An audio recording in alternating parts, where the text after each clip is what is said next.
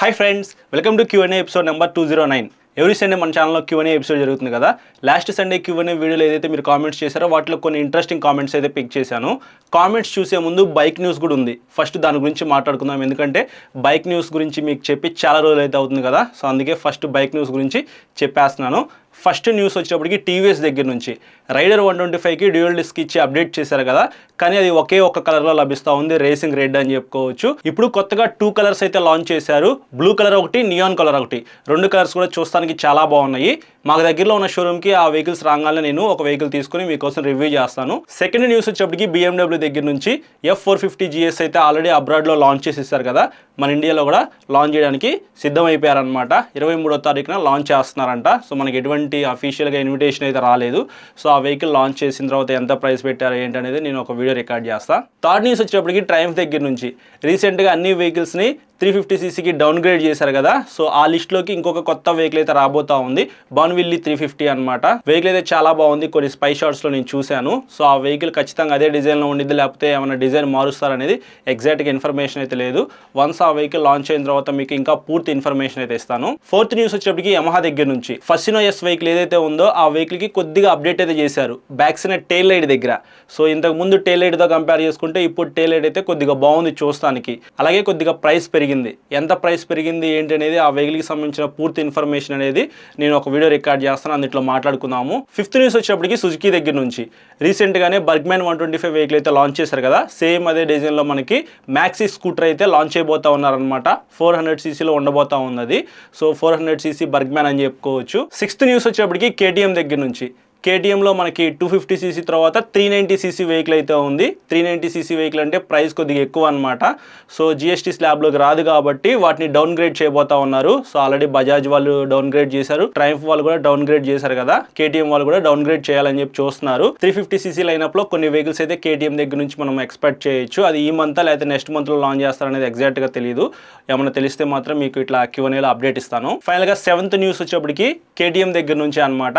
Duke 390 vehicle price ఏదైతే ఉందో అది పెరిగింది, 40,000 రూపీస్ పెరిగింది. పాత ప్రైస్ విషయానికి వస్తే 3,75,000 రూపాయల దాకా అయితే ఉంది కదా, ఇప్పుడు ఒక 40,000 రూపాయల దాకా పెరిగింది. అంటే 4 lakhs ప్రైస్ అయితే క్రాస్ అయిపోయింది అనమాట. అందుకే KTM వాళ్ళు 350cc వెహికల్స్ అయితే లాంచ్ అయిపోతా ఉన్నారు. సో ఇది ఫ్రెండ్స్ బైక్ న్యూస్ అయితే. ఇప్పుడు కామెంట్స్ చూద్దాం. ఫస్ట్ కామెంట్ వచ్చేప్పటికి రమణారెడ్డి చేశారు. ఇక్కడ మీరు చూడొచ్చు, ఈ కామెంట్కి 20 likes అయితే వచ్చినాయి అనమాట. అన్న, మొబైల్ బ్రాండ్స్ 30,000 అంటే మొబైల్ అంతకే కొంటున్నాం, కానీ బైక్ కొనాలంటే కంపెనీ చెప్పిన ప్రైస్ కంటే ఎక్కువ అవుతుంది, ఎందుకు ఈ ఛార్జెస్ అని చెప్పేసి. మొబైల్ 30,000 అనుకోండి, 30,000 అయితే మనం ఏం కట్టం బ్రో. కార్డ్ ఆఫర్స్లో చాలా వరకు మనం డిస్కౌంట్ ఇచ్చే ఈ మొబైల్ కొనుక్కుంటాం కదా. అలాగే ఈ మధ్య ఆన్లైన్లో కన్నా ఆఫ్లైన్లో షాప్స్ వాళ్ళు ఎక్కువ డిస్కౌంట్ ఇచ్చి మనకి ఫోన్స్ అయితే అమ్ముతున్నారు నాకు తెలిసినంత వరకు.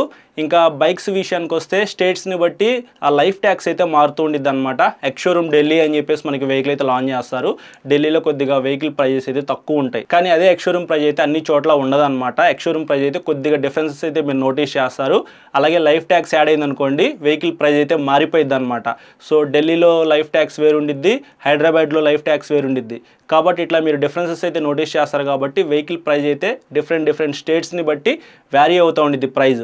కాబట్టి మీరు ఆన్లైన్లో చూసుకుని వెళ్ళారనుకోండి, సో అక్కడ మీకు ఇన్సూరెన్స్లో కొద్దిగా డిఫరెన్సెస్ అయితే నోటీస్ చేస్తారు. షోరూమ్ ఫీ కూడా ఉండిద్ది అనమాట. సో అది మీరు డిస్కౌంట్లో తీసేసుకోవచ్చు అనుకోండి. సో ఇట్లా కొద్దిగా డిఫరెన్సెస్ అయితే ఉంటుంది బ్రో.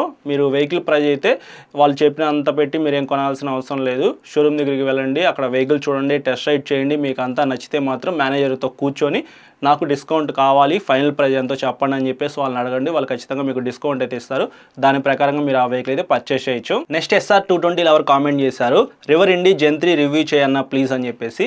ఈ మధ్యకాలంలో చాలామంది రివర్ వెహికల్స్ అయితే పర్చేస్ చేస్తున్నారు. చూస్తానికి కూడా వెహికల్ చాలా బాగుంది, కొద్దిగా బల్కీగా ఉందన్నమాట. చాలామంది అయితే రిక్వెస్ట్ చేస్తున్నారు. అలాగే నాకు తెలిసిన వాళ్ళు కూడా కాల్ చేసి మరీ అడుగుతున్నారు అనమాట, రివర్ ఇండి మీద వీడియో చేయమని చెప్పేసి. అతి త్వరలో నేను ఆ వెహికల్కి సంబంధించిన వీడియో రికార్డ్ చేసి అప్లోడ్ చేస్తాను. ఆ వెహికల్ గురించి మొత్తం ఆ వీడియోలో నేను మీకు ఎక్స్ప్లెయిన్ చేస్తాను. దాని ప్రకారంగా ఆ వెహికల్ మీరు కొనుక్కోవాలా లేదనేది ఆ వీడియో చూసిన తర్వాత డిసైడ్ అవ్వండి. నెక్స్ట్ తేజ అయితే కామెంట్ చేశారు, బ్రో KTM డ్యూక్ 125 న్యూ ఫీచర్స్తో రీలాంచ్ చేస్తున్నారా బ్రో అని చెప్పేసి. డ్యూక్ 160 ఉండగా డ్యూక్ 125 ఎందుకు లాంచ్ చేస్తారు చెప్పండి బ్రో. డ్యూక్ 125 ప్రైస్ మనకి అప్పట్లోనే చాలా ఎక్కువ అయితే ఉండేది. సో ఇప్పుడు డ్యూక్ 125 లాంచ్ చేశారనుకోండి, ఒకవేళ ఎగ్జాంపుల్గా చెప్తున్నాను, 160,000 170,000 పెడతారనమాట. సో కొద్దిగా మనీ యాడ్ చేసుకుంటే ఈజీగా 160 వస్తుంది. కాబట్టి ఎవరైనా సరే 160 కొనుక్కుంటారు. డ్యూక్ 125 వెహికల్ అయితే ఇంతకు ముందు ఉండేది, అది ఆపేశారు, ఇంకా రాదు. ఓకేనా. నెక్స్ట్ శ్యామ్ అయితే కామెంట్ చేశారు, అన్న మీ ఛానల్లో vehicle mileage test and top speed test చేయొచ్చు కదా అని చెప్పేసి. మైలేజ్ టెస్ట్ అయితే నేను చేయను అని చెప్పేసి మీకు ఇంతకు ముందు ఒకసారి చెప్పాను. చాలా రోజులు అయితే అవుతుంది. కొత్త సబ్స్క్రైబర్స్ కూడా ఒకసారి క్లారిటీ అయితే ఇచ్చేస్తున్నాను.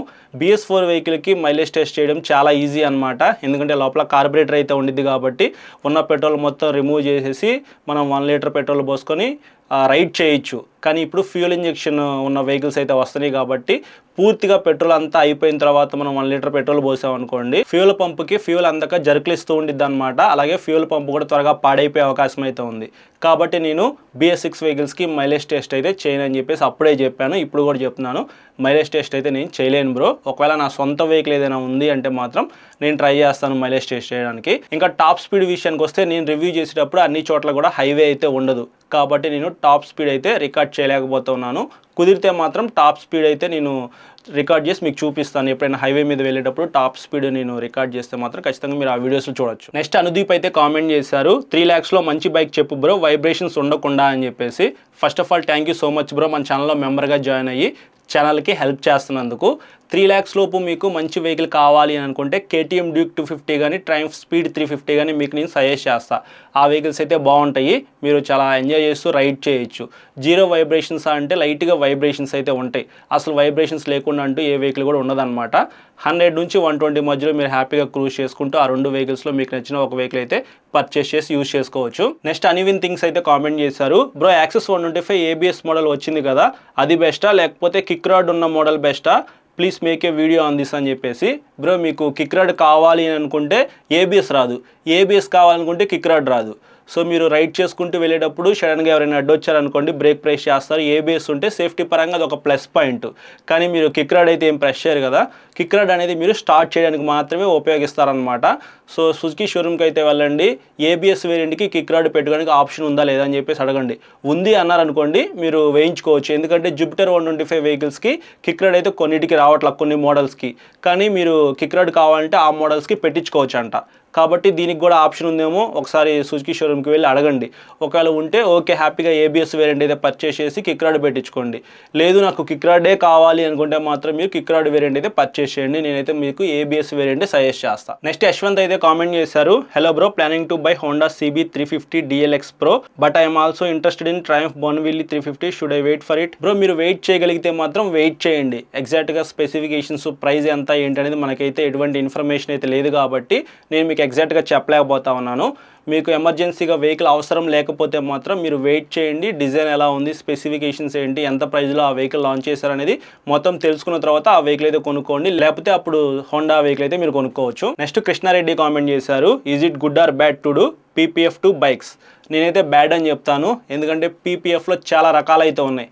మీకు తెలియకుండా డూప్లికేట్ PPF అనేది మీ వెహికల్కి వేయించుకున్నారనుకోండి, ఖచ్చితంగా అది రిమూవ్ చేసేటప్పుడు పెయింట్తో పాటు ఊడిపోయి వస్తుంది అనమాట. సో అది ఒకసారి మీరు గమనించాలి. మీరు మంచి PPF వేయించుకోవాలంటే చాలా కాస్ట్ అయితే అవుతుంది. ఎంత ఏంటనేది నాకైతే తెలియదు. సో అది అవసరం లేదు కాబట్టి నేనైతే దాని గురించి పట్టించుకోలేదన్నమాట.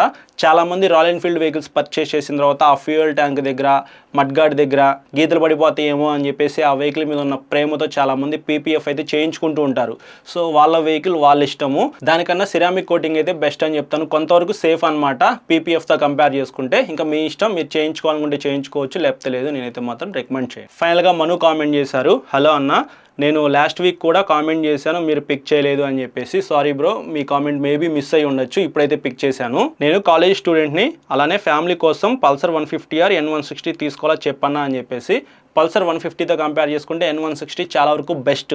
మీరు అది రియల్గా ఒకసారి వెళ్ళి ఎక్స్పీరియన్స్ అవ్వండి బ్రో. పల్సర్ 150 అంటున్నారు చాలామంది.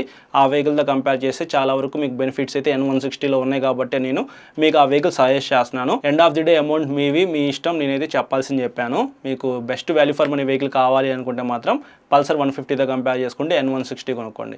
సో ఇది ఫ్రెండ్స్ ఈ సండే Q&A అయితే. బైక్ న్యూస్ మీకు ఇంట్రెస్టింగ్ అనిపించిందని చెప్పేసి అనుకుంటున్నాను. ఈ వీడియో నచ్చితే మాత్రం లైక్ చేసి మీ ఫ్రెండ్స్ అందరికీ షేర్ చేయండి. మీకు ఏమైనా డౌట్స్ ఉన్నాయనుకోండి, ఈ వీడియో కింద కామెంట్ చేయండి. నెక్స్ట్ సండే నేను పిక్ చేసి ఆన్సర్ చేస్తాను. ఎవరైతే మన ఛానల్ని సబ్స్క్రైబ్ చేయకుండా చూస్తున్నారో వాళ్ళైతే ఇప్పుడే సబ్స్క్రైబ్ చేసుకుని సపోర్ట్ చేస్తూ ఉండండి. Thank you.